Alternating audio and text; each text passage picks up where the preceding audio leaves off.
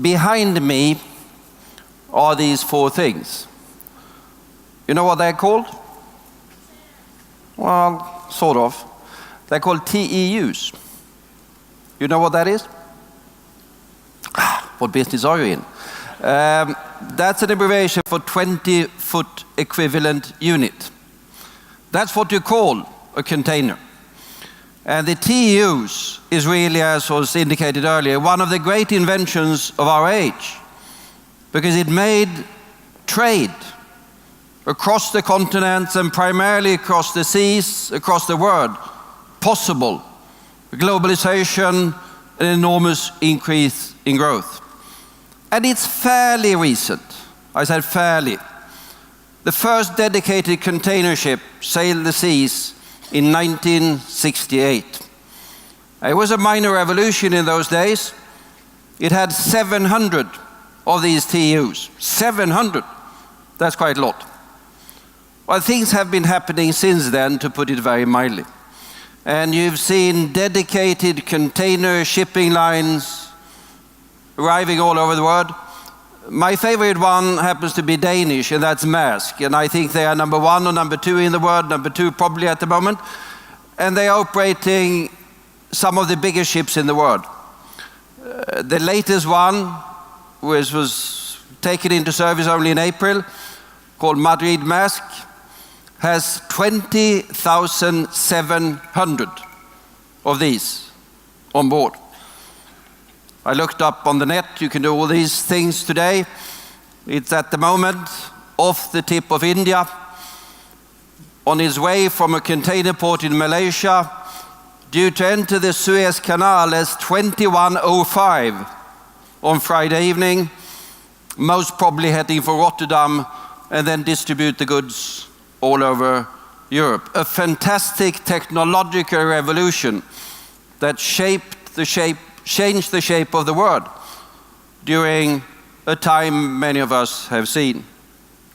But then, of course, other things are coming into our world, as has been indicated by everyone, literally.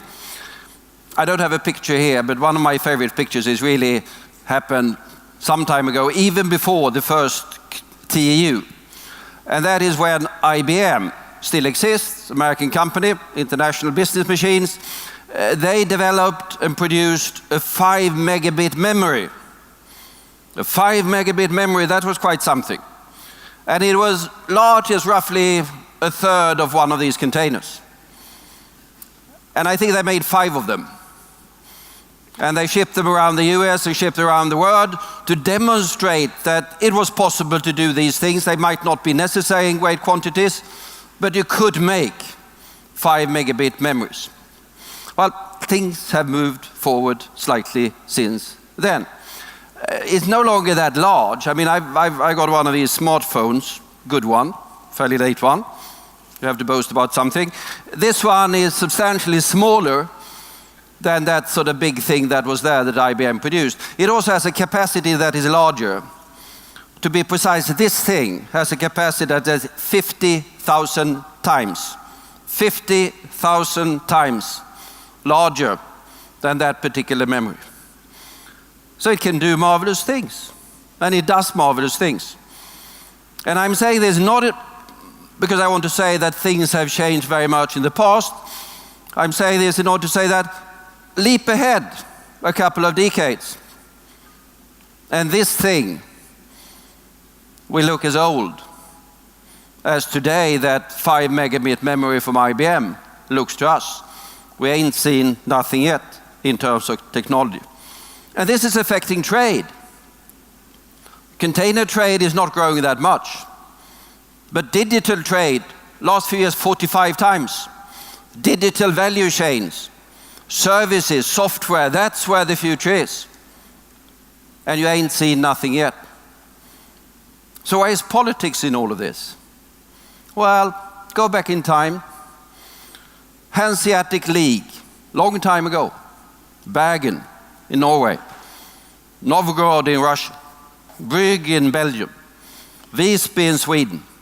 That was technology. They could do ships that they couldn't do before. But it was also politics. It was laws that were the same. It was regulatory regimes. You could trade, you could be certain, you have certainty of contracts. And that made that prosperity for a couple of 100 years that the Hanseatic League delivered possible. In the same way now, politics creates the frameworks, the laws, the regulatory, the safety, the security. That's what we do.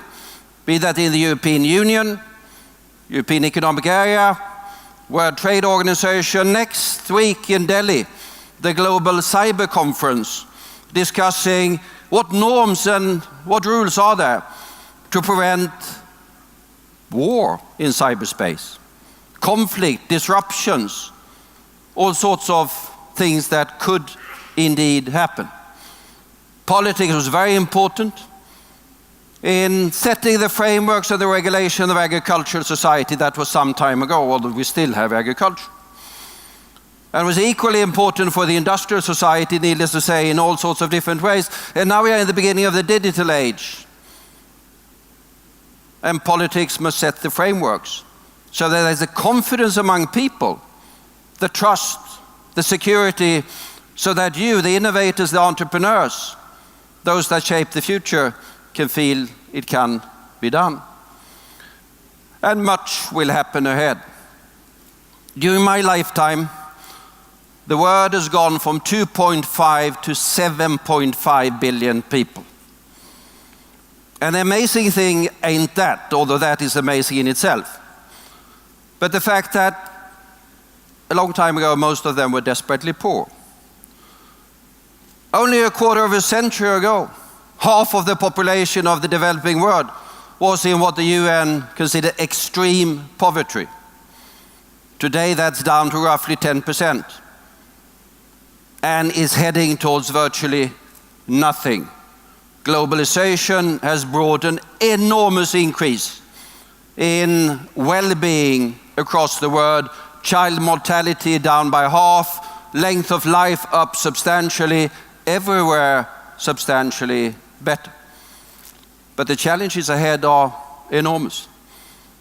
Just two and a half decades ago, there were as many people in Europe, all of Europe, except Europe, as they were at that time in Africa, all of Africa, 54 nations, if I'm not wrong.